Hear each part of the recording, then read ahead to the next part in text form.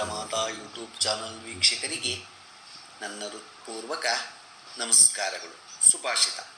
ನಿಷ್ಠೆ ಮತ್ತು ಪ್ರಾರ್ಥನೆ ಎರಡೂ ಅಗೋಚರ, ಆದರೆ ಅವು ಅಸಾಧ್ಯವಾದದ್ದನ್ನು ಸಾಧ್ಯವಾಗಿಸುವ ಶಕ್ತಿಯನ್ನು ಹೊಂದಿದೆ. ಇವತ್ತು ದಿನಪಂಚಾಂಗಕ್ಕಿಂತ ಮುಂಚೆ ನಾವು ಮನೆಯಲ್ಲಿ ಜಗಳ ಮತ್ತು ಅದರ ಪರಿಣಾಮ ಏನಾಗತ್ತೆ, ಆಡದ ದಂಪತಿಗಳು ಜಗಳ ಆಡಿದ್ರೆ ಏನೇನಾಗತ್ತೆ ಅನ್ನೋದನ್ನು ನೋಡೋಣ. ಮನೆಯಲ್ಲಿ ಬೆಳಿಗ್ಗೆ ಜಗಳವಾಡಿದರೆ ಜೀವನದಲ್ಲಿ ಜಿಗುಪ್ಸೆ, ಮನೆ ಬಿಟ್ಟು ಹೋಗೋ ಮನಸ್ಸು, ಜೀವನ ಸಾಕು ಅನ್ನೋ ಅಷ್ಟು ಬೇಸರವಾಗುತ್ತದೆ. ಮಧ್ಯಾಹ್ನ ಜಗಳವಾಡಿದರೆ ಉಗ್ರ ಕೋಪವಂತರಾಗುವರು, ವಿಚ್ಛೇದನ ಸಮಸ್ಯೆ ಉಂಟಾಗುತ್ತದೆ, ಗಂಡ ಹೆಂಡತಿ ದೂರವಾಗಬಹುದು. ಸಂಜೆಯ ಹೊತ್ತು ಜಗಳವಾಡಿದರೆ ಮನೆ ಅಭಿವೃದ್ಧಿ ಕುಂಠಿತವಾಗುತ್ತದೆ, ಮಹಾಲಕ್ಷ್ಮಿಯು ಮನೆ ಬಿಟ್ಟು ಹೋಗಬಹುದು, ದಾರಿದ್ರ್ಯ ಜೀವನ ಅನುಭವಿಸುವಿರಿ.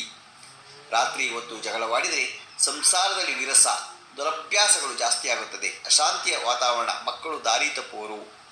ಇದರ ಅರ್ಥ ಜಗಳವಾಡಲೇಬಾರದೆಂದಲ್ಲ. ದಂಪತಿಗಳನ್ನು ಲಕ್ಷ್ಮೀನಾರಾಯಣರಿಗೆ ಹೋಲಿಸುತ್ತಾರೆ. ಮನೆಯಲ್ಲಿ ನಾರಾಯಣ ಮುನಿಸಿದರೆ ಲಕ್ಷ್ಮೀ ಸಮಾಧಾನ ಮಾಡಬಹುದು, ಆದರೆ ಲಕ್ಷ್ಮೀ ಮುನಿಸಿಕೊಂಡರೆ ಸಮಾಧಾನ ಮಾಡೋದು ತುಂಬ ಕಷ್ಟ. ಲಕ್ಷ್ಮೀ ದೇವಿಗೆ ಸ್ವಲ್ಪ ಕೋಪ ಜಾಸ್ತಿ. ಸಂಸಾರದಲ್ಲಿ ಜಗಳ ಬಂದಾಗ ಯಾರಾದರೂ ಒಬ್ಬರು ಸುಮ್ಮನೆ ಆಗಿಬಿಡಿ, ಸೋತು ಬಿಡಿ, ಏನೂ ತಪ್ಪಿಲ್ಲ. ಎಷ್ಟೋ ಸಂಸಾರಗಳು ಚಿಕ್ಕ ಚಿಕ್ಕ ವಿಚಾರಕ್ಕೆ ದೂರವಾಗುತ್ತೀರಾ, ಅದು ಮಾಡಬಾರ್ದು. ಮನೆಯ ಗೃಹಿಣಿ ನೊಂದು ಏನಾದರೂ ಅಂದರೆ ಅದು ಖಂಡಿತ ಶಾಪವಾಗುತ್ತದೆ, ವಂಶವೇ ನಾಶವಾಗುತ್ತದೆ. ಸೀತೆಯ ಶಾಪ ರಾವಣನ ಸಾಮ್ರಾಜ್ಯವನ್ನೇ ನಾಶ ಮಾಡುತ್ತೆ, ದ್ರೌಪದಿ ಶಾಪ ಕುರುವಂಶವನ್ನೇ ನಾಶ ಮಾಡುತ್ತೆ. ಆದ್ದರಿಂದ ಸ್ತ್ರೀಯನ್ನು ಗೌರವಿಸಿ, ಚೆನ್ನಾಗಿ ನೋಡಿಕೊಳ್ಳಿ, ತಪ್ಪಿದರೆ ಹೇಳಿ ತಿದ್ದಿಕೊಳ್ಳುವ ಹಾಗೆ ಮಾಡಿ. ಸ್ತ್ರೀಗೆ ಒಂದು ಕಿವಿ ಮಾತು.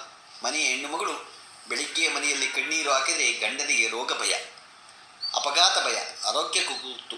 ಮಧ್ಯಾಹ್ನ ಕಣ್ಣೀರು ಹಾಕಿದರೆ ಅತ್ತೆ ಸೊಸೆ ಜಗಳ, ಅತ್ತೆಗೆ ಪ್ರೀತಿ ಕಮ್ಮಿಯಾಗುತ್ತದೆ, ಅವಮಾನ ಅನುಭವಿಸುವಿರಿ, ಗಂಡನಿಗೆ ಅವಮಾನವಾಗಿ ಅಪವಾದಗಳು ಬರುತ್ತವೆ. ಸಂಜೆಯ ಕಣ್ಣೀರು ಹಾಕಿದರೆ ಗಂಡನ ಉದ್ಯೋಗಕ್ಕೆ ಕೂತು, ಮನೆಯಲ್ಲಿ ಹಣಕಾಸಿಗೆ ದಾರಿದ್ರ್ಯ, ಸಂಸಾರ ಒಡೆದು ಹೋಗಬಹುದು. ರಾತ್ರಿ ಕಣ್ಣೀರು ಹಾಕಿದರೆ ದಾಂಪತ್ಯದಲ್ಲಿ ವೀರಸ, ಸುಖಕ್ಕೆ ಕುತ್ತು, ಗಂಡನಿಗೆ ಅನಾರೋಗ್ಯ, ಮಕ್ಕಳು ದಾರಿ ತಪ್ಪುವರು.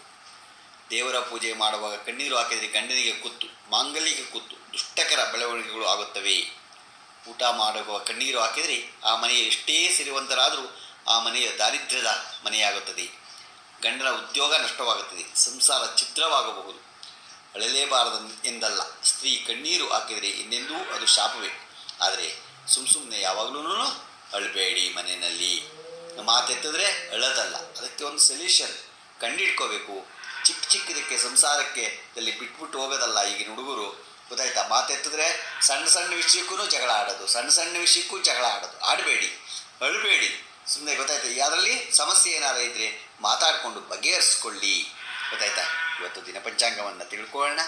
ದಿನಾಂಕ 30/6/2024 ಭಾನುವಾರ, ಶ್ರೀ ಕ್ರೋಧಿನಾಮ ಸಂವತ್ಸರ, ಉತ್ತರಾಯಣ, ಗ್ರೀಷ್ಮ ಋತು, ಜ್ಯೇಷ್ಠ ಮಾಸ, ಕೃಷ್ಣ ಪಕ್ಷ, ತಿಥಿ ನವಮಿ, ಹಗಲು 1:04, ನಕ್ಷತ್ರ ರೇವತಿ, ಬೆಳಿಗ್ಗೆ 8:58. ಮಳೆ ಆರಿದ್ರೆ 3ನೇ ಪಾದ. ರಾಹುಕಾಲ 5:15 6:51, ಗುಳಿಕ ಕಾಲ 3:39 5:15, ಯಮಗಂಟ ಕಾಲ 12:27 2:03. ಇವತ್ತು ಯಾರು ಹುಟ್ಟುಹಬ್ಬ ಆಚರಿಸ್ಕೊಂತಿದ್ರು, ಮದುವೆಯಾದ ದಂಪತಿಗಳು ವಾರ್ಷಿಕೋತ್ಸವ ಆಚರಿಸ್ಕೊಂತಿರೋರಿಗೆ ನಮ್ಮ ಹೆಬ್ಬಳಲು ಶ್ರೀಚಕ್ರಮಾತಾ ಯೂಟ್ಯೂಬ್ ಚಾನಲ್ ಕಡೆಯಿಂದ ಶುಭಕಾಮನೆಗಳು ತಿಳಿಸ್ತೀವಿ. ದೇವರು ಅವರಿಗೆ ಆಯುಸ್ಸು, ಆರೋಗ್ಯ, ಐಶ್ವರ್ಯ ಎಲ್ಲ ಕೊಟ್ಟು ಕಾಪಾಡಲಿ ಅಂತ ನಾನು ಕೇಳ್ಕೊತೀನಿ. ನಮ್ಮ ಹೆಬ್ಬಳಲು ಶ್ರೀಚಕ್ರಮಾತಾ ಯೂಟ್ಯೂಬ್ ಚಾನಲ್ ಯಾರು ಸಬ್ಸ್ಕ್ರೈಬ್ ಆಗಿಲ್ಲ, ದಯಮಾಡಿ ಸಬ್ಸ್ಕ್ರೈಬ್ ಆಗಿ, ಲೈಕ್ ಕೊಡಿ. ಇದು ನಿಮ್ಮದೇ ಚಾನಲ್ ಆಗಿದ್ದರಿಂದ ನಮ್ಮ ಲಿಂಕನ್ನು ಬೇರೆ ಗ್ರೂಪ್ಗಳಿಗೆ ಫಾರ್ವರ್ಡ್ ಮಾಡಿ. ನಮಸ್ಕಾರಗಳು, ನಮಸ್ಕಾರಗಳು, ನಮಸ್ಕಾರಗಳು.